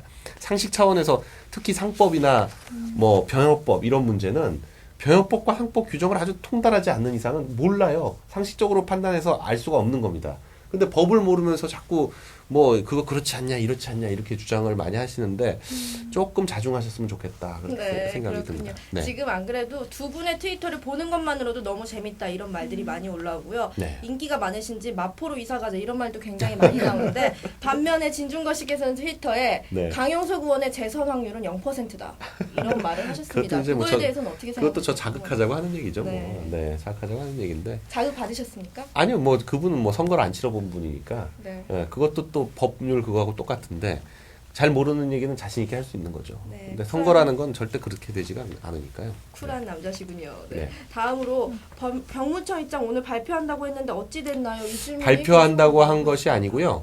제가 병무청에다가 2월 15일까지 확인 재검 그러니까 그렇게 좀 이상한 사건 같은 경우, 이상한 판정 같은 경우에는 다시 불러다가 신체 검사를 해서 판정을 다시 할 수 있는데 그런 확인 재검을 해라. 2월 15일까지 할지 안 할지 입장을 결정해라. 그렇게 얘기했었거든요. 그런데 지금 아직 확답은 안 주고 있는데 여러 가지 정황상 곧 확인 재검이 이루어지지 않겠나 저 지금 그렇게 보고 있습니다. 왜냐하면 병무청 스스로가 몇 가지 잘못을 인정하고 있거든요. 그렇게 인정한 이상 확인 재검이 거의 유일한 방법이죠. 그리고 또 지금 MRI가 맞냐 틀리냐 확인하려면 결국 박주신 씨 불러다가 다시 한번 찍어볼 수밖에 없어요. MRI를. 그리고 그럼 또 한 가지 질문을 해보겠습니다. 자꾸만 좋은 질문 나왔네. 물 네. 좀 주세요. 네. 진짜 물 잠깐만 물 좀 좀 주셨으면 주시기 좋겠어요. 바랍니다. 지금 질문들이 너무 많아서 네. 연장 방송을 아무래도 가야 할 것 같고요. 한 가지 질문 더 드리겠습니다. 아까 진중건 씨는 재선 확률이 0%라고 하셨는데 강영수 의원님께서 스스로 평가하실 때 본인의 재선 확률은 몇 %인지 궁금합니다. 뭐 제가 무조건 되는 건데요.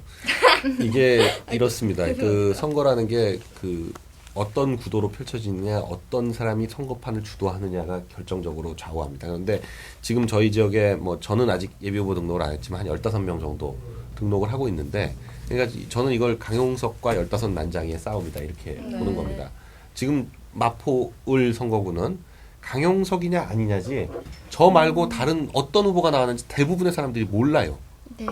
그러니까 저를 알고 저를 좋아하면 저를 찍는 거고, 그렇지 않고 저 말고 딴 사람 찍을 사람은 딴 사람 찍는 겁니다. 이렇게 판이 짜지면 무조건 이기는 겁니다. 네. 네. 그래서 그 자신감이 역시 넘치시고요. 또 다른 질문, 다른 아나운서분들 잠깐만 제가 지금 예. 질문이 계속 올라와서 네. 지금 이런 여러 가지 병역 문제라든지 아니면 안철수 교수의 비리 문제라든지 사실 이게 메이저 언론에서는 잘 다뤄지지 않고 있어요. 뭐 이제 와서 이슈가 됐기 때문에 많이 다루는 면이 있을 수도 있는데 잘 다루지 않는 거에 대해서 어떻게 생각하시는지, 메이저 언론의 침묵에 대해서 어떻게 생각하시는지 조금 기다려 말씀 보시죠, 뭐. 조금 기다려 보시죠. 네, 이제 관심을 갖기 시작했으니까. 그럼 지금까지의 침묵은 왜 했을 거라고 생각하십니까? 지금 MRI가 나오고 나니까 이제 본격적으로 관심들을 가지더라고요. 네. 그 전까지는 이런 거죠. 설마 서울시장 돼가지고 서울시장 전이었다면 그렇게 했을 수도 있지만 시장 되고 나서 이게 2달 만에 이뤄진 일이고 지금부터 한 달 전에 있던 일입니다. 설마 서울시장까지 된 사람이 아들 군대를 그렇게 해서 뺐겠어? 이거죠. 그러니까 의심문 뭐 좀 사급 판정 받은 거가 좀 이상하긴 하지만 설마 한 거죠. 근데 MRI가 딱 나와 보니까 이건 이상한 거예요. 그러니까 본격적으로 오늘부터 좀 달려들고 있거든요. 네. 이제 조금 있으면 확 분위기가 바뀔 것 같은데요. 그렇죠. 역시 강영석 의원님은 폭풍의 중심이셔서 1분 1초 저희도 사실 이걸 준비하면서 애를 먹었습니다. 저희 방송이 대본이 딱히 없는 방송이긴 하지만 네. 이거 뭐 강영석 의원님을 모시고 준비하면서 저희들끼리 얘기를 나눠보는데 조금 있다가 기사 떴어요, 아나운서님. 네. 기자회견 하셨어요. 순간순간 바뀌셔서 역시 폭풍의 중심이시다 이런 생각을 했고요. 그럼 다음 질문으로 넘어가서 강영석 의원님 자체만 놓고 보자면 솔직히 명문고, 명문대, 하버드, 변호사, 국회의원 정말 명문고는 뭐 뺑뺑이니까 뭐 명문고는 아니고요. 네, 그렇다면 그걸 제외하더라도 네. 개인적으로는 존경할 만한 양력입니다. 그런데도 불구하고 다른 사람들을 어찌 보면 조금 힘들게 하죠. 고소고발이라든지 끊임없이 약점을 파헤치고 인지도를 높여가고 뭐 얼마 전에 최효정 씨의 고소 사건도 있을 수 있을 거고 그로 인해서 인지도가 많이 높아지셨죠. 그토록 이렇게 인지도를 중요시하는 이유가 무엇인지 궁금합니다. 그 인지도가 없으면은 대중 정치인이 될 수가 없거든요. 그러니까 대중이 알아야 대중 정치인인데 그 상당히 많은 국회의원 300명 중에 몇 명 아세요? 한 10명 아실래나? 한 15분 15분? 정도. 근데 아마 그 5분은 국회의원이 아닐 겁니다. 그러니까 이를테면 뭐 국회의원이 아닌 대표죠. 한명숙 씨 네. 아시죠? 네. 근데 그분 국회의원이 아니거든요. 문성근 씨 그분 사실 배우지 뭐 이번에 겨우 시작한 거고. 그러니까 그렇게 몇 분 제끼고 나면 국회의원 막상 지금 현역 국회의원인 사람 중에서 아는 분이 많지 않아요. 그러니까 그런데 막상 선거 때 가면 모르는 사람은 안 찍거든요. 알아야 그렇죠. 찍지. 그러니까 이게 알려져야 되는데 알려진다는 게 참 쉽지 않습니다. 그래서 저는 뭐 제가 의도한 바는 아니지만 하여간 어찌어찌 하다 보니까 기본적인 인지도가 좀 생겼고 그리고 왜 공격하느냐 그렇게 얘기하는데 사실은 국회의원이 입법 기능도 있지만 감사 기능이 굉장히 큰 겁니다. 어떤 문제점을 파악해가지고 그걸 국민들에게 알리고 그래서 그걸 이제 고쳐나가고 이런 게 이제 보통 감사 기능인데 감사 기능도 국회의원의 굉장히 큰 기능 중에 하나다. 그래서 저는 국회의원으로서 해야 될 일을 하고 있다 이렇게 생각하고 있습니다. 그 말씀대로 인지도가 높아야지 자신의 영향력도 커지고 그만큼 국민들을 위할 수 있다. 옳은 말씀이신 것 같은데 꼭 이렇게 이슈메이커, 트러블메이커, 사건을 일으켜서서 이름을 알리셔야만 하시는지 혹시 그 전에 좀 더 옳은 방법으로 이게요. 네, 이게 지금 제가 하니까 이게 이슈가 된 거죠. 네. 그 다른 의원들도 다 합니다. 기자회견도 하고 보도자료도 내고 이제 한번 국회 그 정론관이라고 기자회견을 가보시면 알지만 네. 하루에 2-30명씩 그 국회의원들이 기자회견을 해요. 근데 제가 하는 게 유난히 기사에 많이 나오는 겁니다. 그러니까 그게 다 이제 어찌어찌 하다 보니까 그렇게 된 건데 이슈를 제가 이슈 메이커라서 이슈가 아니라 제가 제기하다 보니까 이슈가 되는 경우도 있고 또 그리고 제가 제기하는 사람들에 관해서 국민들이 관심이 많으시니까 그게 된 것일 수도 있고요. 네. 그러니까 뭐 의도적으로 한다 그거라기보다는 하다 보니까 그렇게 됐다 이 말이 맞죠. 네. 그럼 다음 방현민 아나운서께서 질문해 주시면 지금 다 대답을 해주셨는데 저는 지금도 이렇게 말씀을 듣고 보다 보면 솔직히 인지도를 제 생각입니다. 인지도를 쌓기 위해서 더더욱 이슈를 솔직히 만든다고 저는 생각이 들어요. 근데 지금 아니라고 하시니까 아니요 저는 지금 이슈를 만드는 건 맞는데요. 예. 그건 모든 국회의원들 정치인들이 다 이슈를 만들고 싶어해요. 근데 그런 왜 식으로 기자회견을 그렇게 많은 사람이 하겠어요? 뭔가 이슈를 만들고 싶어 하는데 우연히 이제 제게 이슈가 된 거죠.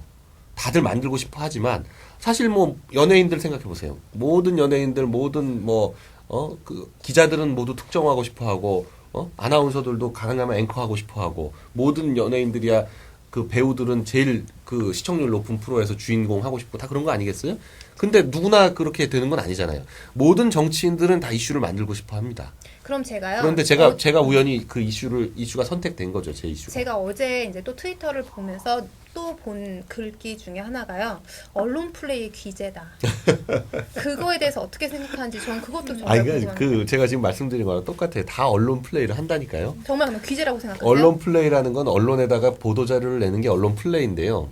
그걸 이제 보도자료 생산이라고도 말할 수 있지만 안 좋은 시각으로 보면 언론 플레이죠. 플레이인데 언론 플레이의 귀재라기보다는 어찌어찌 하다 보니까 제가 제기하는 얘기들이 이슈가 된다는 게 정확한 거죠.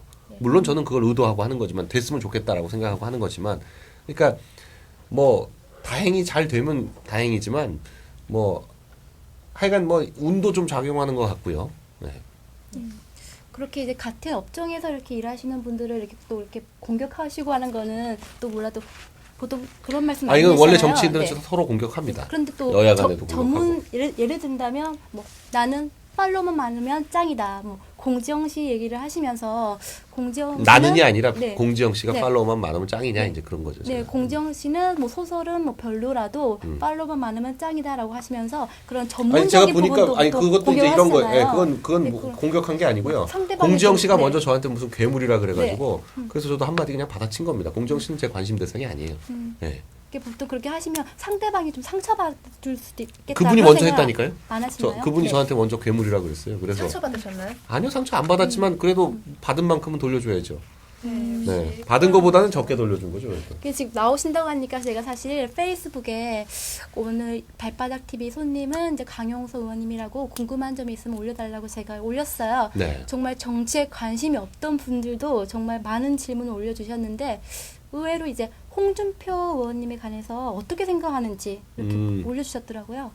어떻게 그거 제가 생각하십니까? 트위터에다가 썼던 게 제 진심인데 저도 참 불우한 가정에서 태어났다 이렇게 생각을 했는데 네. 그 홍준표 의원 같은 경우에는 저보다 또 훨씬 심해요. 네, 굉장히 심하고 이를테면 뭐 그 빚에 몰려가지고 뭐 여기저기 뭐 방황하고 쫓겨다니고 온 집안이 그러기도 했고 뭐 사채하는 사람한테 어머니가 뭐 머리끄댕이도 잡히고 그리고 아버지가 현대중공업의 경비원으로 뭐 10년인가 20년 동안 그 생활 그 같은 당의 정몽준 대표 같은 경우에는 현대중공업 사주 아닙니까? 그렇죠. 오너인데 거기 경비원 하던 사람의 그 아들이 지금 그 새누리당의 대표까지 했으니까 이건 제가 볼 때는 아직도 우리 사회가 그래도 이렇게 그 노력하면 성공할 수 있다는 걸 보여주는 어떤 케이스가 아닌가 그렇게 생각하는 거죠. 네, 그렇다면 다음으로 저희가 준비한 질문 말고 채팅창에 올라온 질문 몇 개 드리겠습니다.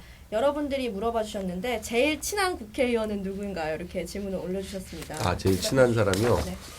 뭐 여러 분 계시지만 뭐 그 김영호 의장님 국회의장님 전 국회의장님 같은 경우는 제가 가장 힘들고 어려울 때 그러니까 국회 그 제명안이 올라갔을 때 사실 그 굉장히 어려운 일이거든요.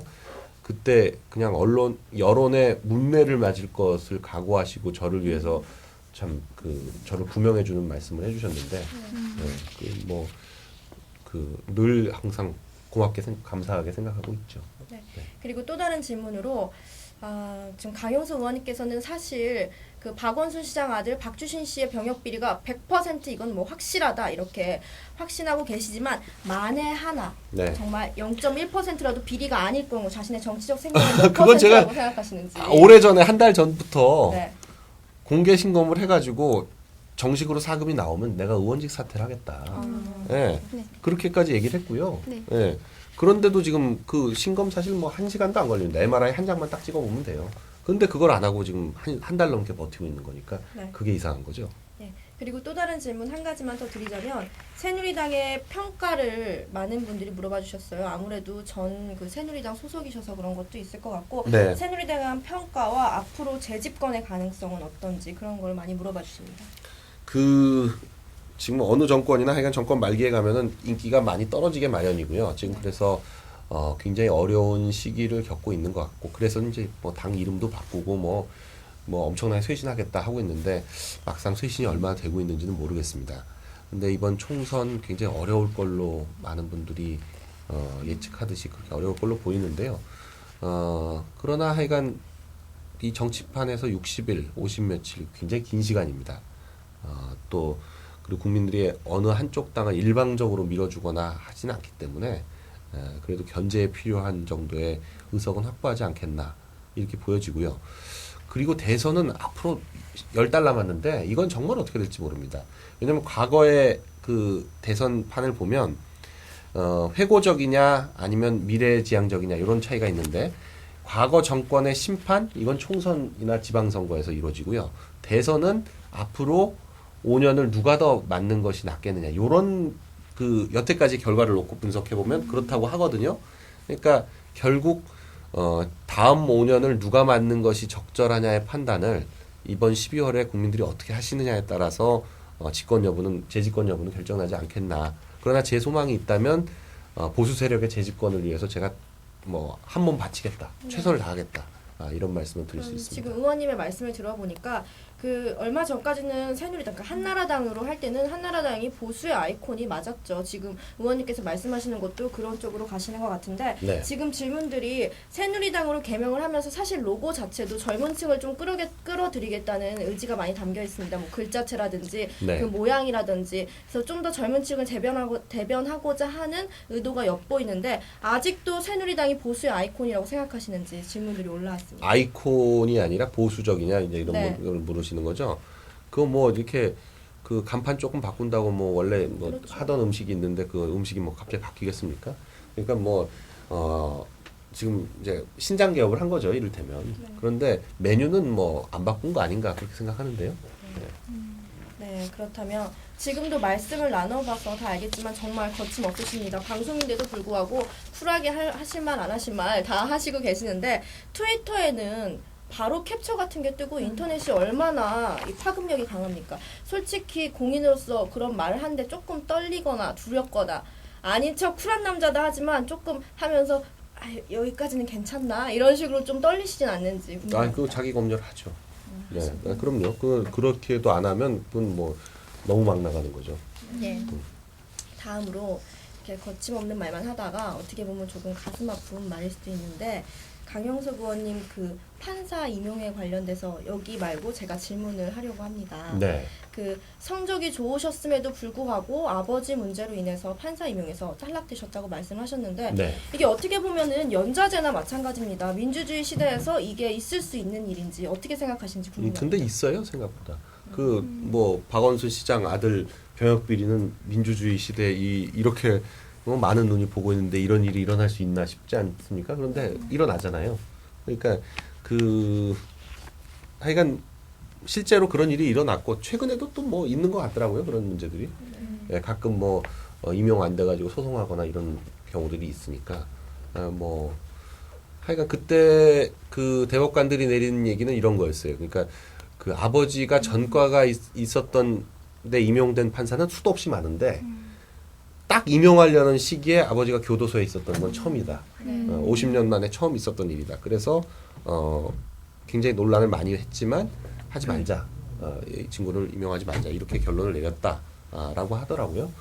그래서 저는 뭐 이건 정말 연좌제인데 말이 되나 해가지고 소송할까 하다가 근데 또 법원 상대로 소송하면 또 이기가 쉽지 않아요. 국가 상대로 소송해도 이기기 그렇죠. 쉽지 않은데 국가 중에서도 또 법원 상대로 해서 이긴다? 그 쉽지 않기 때문에 뭐 한 두어 달 방황하다 한 달 정도 고민하다가 마음 접고 변호사 시작했죠. 네, 맞는 네. 말씀 같습니다. 강력계 형사집에 도둑 훔치러 들어가는 거나 마찬가지. 비유가 적절할지 모르겠는데 거의 맞지 않습니까? 그런 비슷한 상황인 것 같고요. 다음으로 많은 시청자분들께서 이준석 비상대책위원회 관련된 질문을 많이 해주셨는데 다음으로 방현민 아나운서께서 질문해 예, 주시죠. 제가 이제 또 이준석 비상대책위원 그분도 이제 고발을 하신 걸로 제가 알고 있거든요. 네. 그런데 이제 그분도 이준석 비상대책위원도 젊은 세대다운 솔직화법으로 지금 화제에 오르고 계시잖아요. 네. 근데 이제 이 의원님을 보시고 이건 파격도 무게념도 아니고 거침없는 것도 아니다. 이 의원이 당을 잘못 찾아왔고 출세를 위해 이념도 소신도 버린 케이스라고 트위터 글로 이제 맹비난을 하셨어요. 네네. 강 의원님과 저는 이제 두 분 다 솔직하게 말씀을 하시는데 네. 강 의원님과 이준석 의원님의 차이점이 뭔지 정확하게 좀 그 트위터 그 멘션을 왜 했냐면 예. 그 이준석 씨 같은 경우에 이정희 또 누구더라? 뭐 김근태였나? 뭐 하여간 예. 그 야권 의원들을 존경하는 정치인으로 꼽더라고요. 예. 그럴 거면 그쪽 갔어야죠. 네, 존경하는 정치인은 다 야당 정치인인데 몸은 여당으로 왔다? 이게 본인이 이상한 거죠. 그러니까 제가 볼 때 그래서 파격도 아니고 무개념도 아니고 이건 뭐 당 잘못 찾아온 거다 이렇게 말한 거니까요. 그건 그런 그 맥락이 있었다는 걸 좀 이해해 주시면 될 것 같고요. 그냥 솔직한 화법과 이런 생각 같은 뭐 솔직한 합법 뭐 그런 건 다 좋죠. 뭐 젊은 세대가 그렇게 하는 그런 효과를 기대하고 영입을 했을 테니까 그런 면에서는 다 좋은데 그러나 이제 이를테면 뭐 민주당이 하는 행사에 혼자 갔다든지 이런 거는 뭐 본인은 정당 교류라고 생각할지 모르지만 정치를 너무 쉽게 생각하는 거죠. 그렇게 왜냐면 그건 그 친구가 이렇게 갈 그런 성격이 아닌 거거든요. 그러니까 그런 문제도 그렇고 또 뭐 상대방 당에 있는 의원들은 다 존경하는데 한나라당 이쪽 새누리당 쪽에는 존경하는 사람 하나도 없고 뭐 다 이상하다. 그러면 그쪽 갔어야죠. 네. 그러면 그 이준석 의원님이 뭐 새누리당에 가신 이유는 뭐 다른 이유가 있다고 생각하십니까? 아니 그러니까 만약에 네. 그런 출세 상황이라면 때문에 그런 그럼- 상황이면 네. 출세 때문에 온 출세 거잖아요. 때문에 갔다고 출세 때문에 온 거니까 생각하십니까? 그건 좀 이상하다. 예. 그런 거고. 네. 네, 지금 시청자분들께서 강영석 의원님께 보여달라는 주소가 있는데 댓글들이 너무 많이 올라와서 제가 잡을 수가 없어요. 여기 페이스북에 뭔가 올라와 있는 것 같은데 댓글이 순식간에 자꾸 올라오니까 제가 이걸 복사해서 붙여야 되는데 지금 그걸 하지 못하고 있고요. 시청자분들 조금만 기다리시면 제가 조금 있다가 보여드리도록 하겠습니다. 네. 어느덧 1시간이 지났습니다. 원래 계획은 강영석 의원님을 모시고 1시간만 이야기를 나누려고 했는데 이건 안 될 것 같습니다. 연장하시는 거 괜찮습니까? 뭐 좀 잠깐 하는 거 뭐 상관없겠죠. 잠깐 괜찮습니까? 네. 얘기가 너무 많이 나오고 있는데 그럼 물 좀 더 드릴까요? 물 저희 물. 아나운서들도 다 네. 비었습니다. 네. 연장 방송을 하겠습니다. 시청자분들 계속 질문 올려주시기 바라고요. 아까 이준석 의원 뭐 거침없이 말하는 거 젊은 세대들 이런 말씀하셨는데 나는 꼼수다에 관해서 평소에 말을 굉장히 많이 하십니다. 그거에 관해서 뭐 비판이 됐건 뭐 의견이 됐건 말씀을 많이 하시는데 낙꼼수 방송과 김어준 총재에 대해서 얼마 전 또 방송에서 비판하셨죠. 그 문제점이 뭐라고 생각하십니까? 글쎄 이제 거기가 뭐 문제가 하도 많으니까 뭐 구체적으로 한두 가지 뭐 찝기는 그렇지만 지금 현재로 봐서는 본인들의 사실 역량이나 또 의도나 또 뭐 원래 그러려고 했던 게 아닌데 갑자기 너무 떠가지고 지금 세인의 비판들을 많이 받고 있지 않습니까? 원래 사실 그분들은 이제 B급 문화인 거죠. 본인들 스스로가 그렇게 주장하고 네. 우리가 언제 난 일했냐? 왜 우리한테 갑자기 그런 걸 요구하냐? 뭐 이런 건데요. 그리고 뭐 원래도 그 팩트 뭐 이런 거 어떤 사실이나 뭐 자료나 이런 거에 근거해서 하는 게 아니라 그냥 수다처럼 떠는 거잖아요. 아무 얘기나 막 하고 그냥 뭐 하고 싶은 대로 막 얘기하고 그러다 보니 그런 수준이었는데 갑자기 너무 영향력을 많이 가지게 된 거 아닌가. 네. 그런데 이 사회가 그런 정도 영향력을 갖게 됐으면 거기에 따르는 책임도 요구하게 돼 있는데 그 책임은 질 자세가 안 돼 있는 것 같은 그런 상황인 거죠. 네. 저는 질문해 주십시오. 강 의원님의 정말 정치 활동 중에서 최종 목표가 어딘지 정말 궁금하고요. 또 만약에 정치를 그만두셨을 때 정말 인생의 최종 목표는 무엇인지 정말로 궁금합니다. 그 뭐 최종 목표라는 네. 거는 뭐 그 나중에 말씀드릴 문제고요. 일단 올 한 해의 목표는 네. 2월 달 안에 아니면 적어도 3월 초까지는 박원순 씨를 잡아뜨리는 거. 네. 그리고 4월 달에는 국회의원이 되는 거. 네. 그리고 12월까지는 이 보수 세력 재집권을 위해서 보수 세력이 재집권 하도록 하는 거. 요게 이제 제 단기적인 목표고요. 그리고 뭐 60 넘으면은 부동산 임대업이 꿈이다. 그거는 제가 화성인 바이러스 나와서도 네, 말씀드린 안 적이 그래도 있고요. 지금 화성인 바이러스 댓글이 올라왔고요. 네. 그 문재인 씨에 대해서 조금 평가를 해달라는 글이 올라왔습니다. 네. 한 말씀 해주시겠어요? 그 뭐 여러 번 얘기했는데요. 문재인 씨는 이를테면 저승하고 이승을 연결하는 메신저 같은 네. 역할인데요. 그러니까 뭐 영매라고도 할 수 있고 그분은 뭐 특별히 자기 생각은 없는 것 같아요.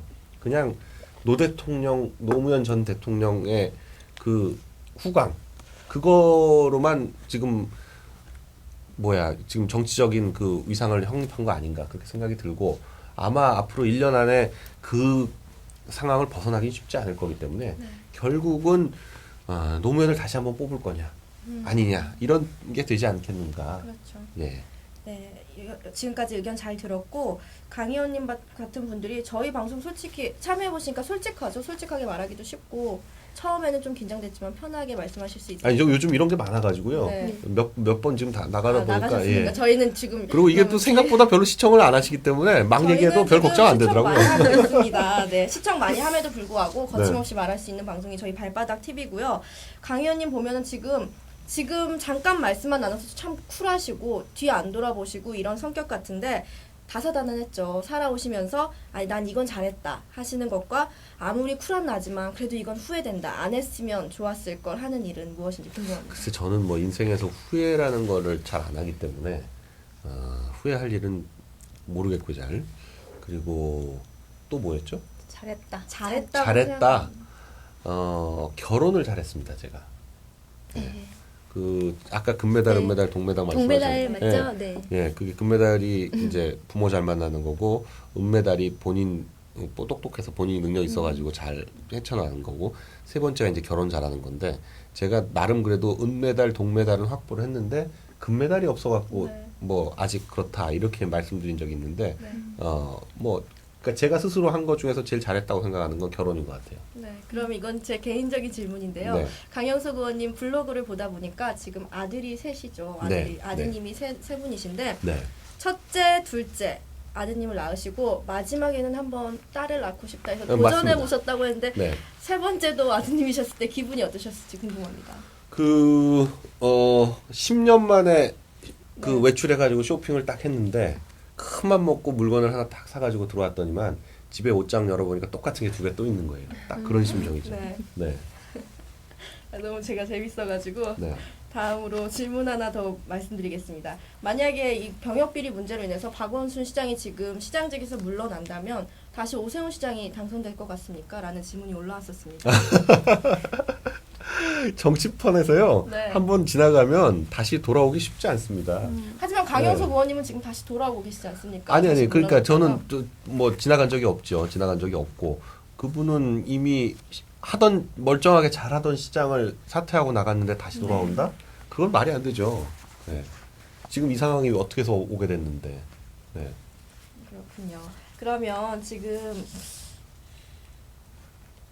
나경원 네, 후보가 보셨죠? 지금 제가 그러니까 이게 조금 민감해서. 나경원 후보가 다시 나올 수 있느냐 그건 이제 질문이 되는데 네.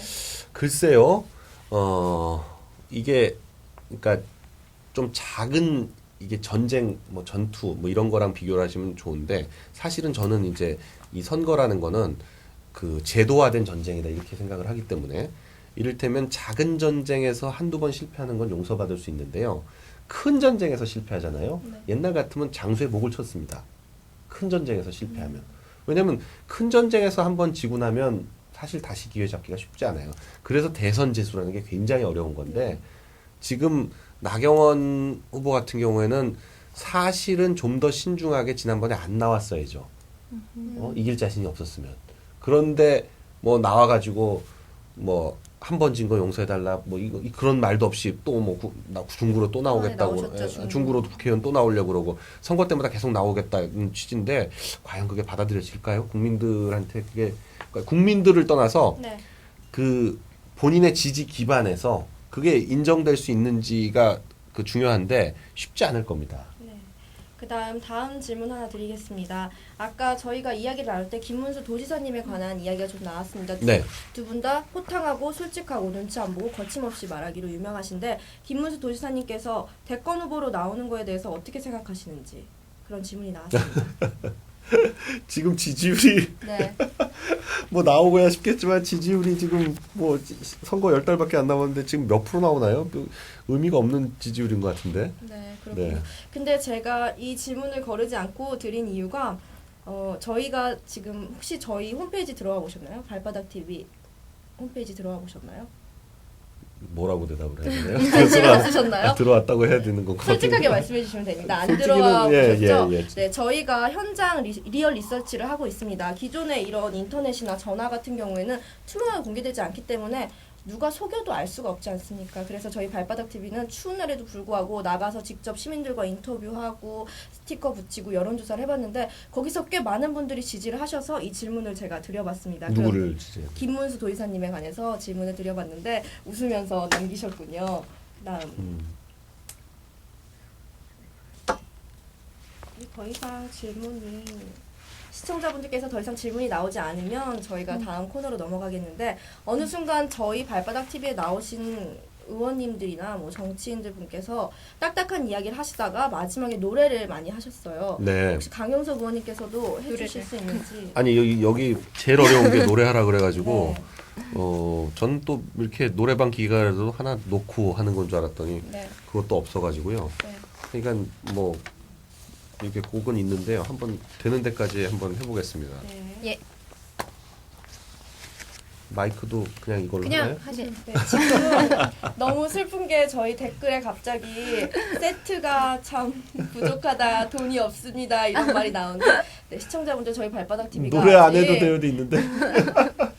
노래 안 해도 돼요도 있나요? 무반주는 아 안 돼요? 이문세 노래 이런 뜨는데요. 말이 저 이문세 노래는 그 전에 국회 방송에서 한번 네. 그 저 붉은 노을을 한 적이 있어가지고 그런데 또 이게 붉은 노을만 해도 좀 오래됐으니까 제가 또 신곡 한번 해보겠습니다. 네. 네. 이것도 좀 됐지만 다음번에 또 나와주실 의향이 있으십니까? 저희 발바닥 TV가 지금은 너무 열악해서 예, 당선되면 나와야죠. 네, 반주 네. 기기도 없지만 앞으로 여러분들 많이 관심 가져주시고 후원해주시면 더 발전하지 않을까 생각을 하고요. 당선되면 꼭 나와서 노래 반주 기기에 맞춰서 해주시기 바랍니다. 네. 지금도 한번 부탁드리겠습니다. 지금 이 순간 지금 여기 간절히 바라고 원했던 이 제가 웃는 게- 순간 나만의 꿈이 나만의 소원 이루어질지 몰라 여기 바로 오늘 지금 이 순간 지금 여기 말로는 뭐라 할 수 없는 이 순간 참아온 나날 힘겹던 날 다 사라져갔네 연기처럼 멀리 지금 이 순간 마법처럼 날 묶어왔던 사슬을 벗어 던진다 지금 내겐 확신만 있을 뿐 남은 건 이제 승리뿐 그 많았던 비난과 고난을 떨치고 일어서 세상으로 부딪혀 맞설 뿐 지금 이 순간 내 모든 걸 내 육신마저 내 영혼마저 다 걸고 견디리라 버티리라 애타게 찾던 절실한 소원을 위해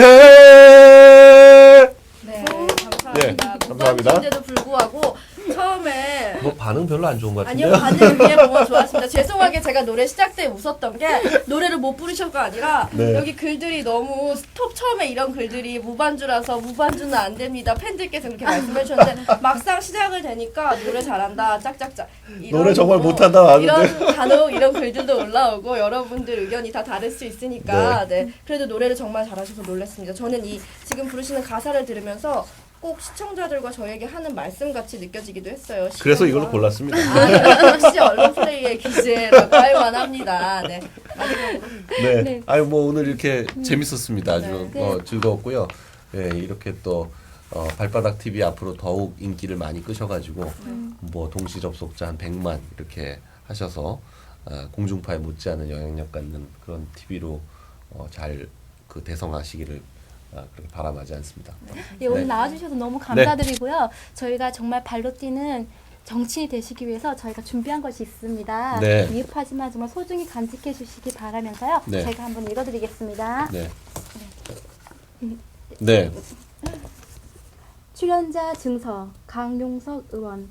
위 사람은 에브리언 TV 채널 200번에서 방송 중인 세상을 거침없이 밟아라라는 프로그램인 발바닥 TV에 출연하여 노고에 감사드리며 이 증서를 드립니다.